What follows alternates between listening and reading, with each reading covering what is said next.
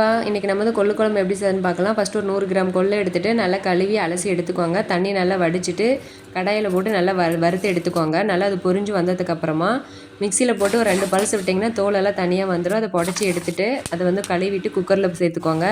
Next வந்து ஒரு 4-5 சின்ன வெங்காயம், ஒரு 2 வரமிளகா, ஒரு 2 பல் பூண்டு, தக்காளி 1 சேர்த்துக்கோங்க. கொஞ்சம் சாம்பார் பொடி, மஞ்சள் தூள் சேர்த்து அதை நல்லா வேக வச்சு எடுத்துக்கோங்க.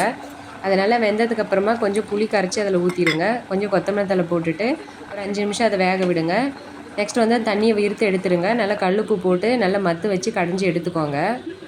நம்ம வடிச்சு வச்சுருக்கிற தண்ணியை திரும்ப அதிலே ஊற்றிக்கோங்க. உங்களுக்கு எவ்வளோ திக்னஸ் வேணுமோ அந்தளவுக்கு தண்ணி ஊற்றி சேர்த்துக்கோங்க. நெக்ஸ்ட்டு தாளிக்கிறதுக்கு ஒரு தாளிப்பு கரண்டி வச்சுட்டு கொஞ்சம் எண்ணெய் ஊற்றி எண்ணெய் காஞ்சதும் கடுகு போட்டுட்டு ஒரு வரமிளகாய் கிள்ளி போட்டுக்கோங்க. கொஞ்சம் சின்ன வெங்காயம் போட்டுக்கோங்க. சின்ன வெங்காயம் கொஞ்சம் ஓரளவுக்கு பொரிஞ்சதும் அதை கொஞ்சம் பெருங்காயத்தூள் போட்டுட்டு கருவேப்பிலை போட்டு தாளித்து எடுத்துருங்க. நல்ல சூப்பராக இருக்கும், நல்ல காரசாரமாக இருக்கும். செஞ்சு பார்த்துட்டு எப்படி இருக்குன்னு சொல்லுங்கள். தேங்க்யூ.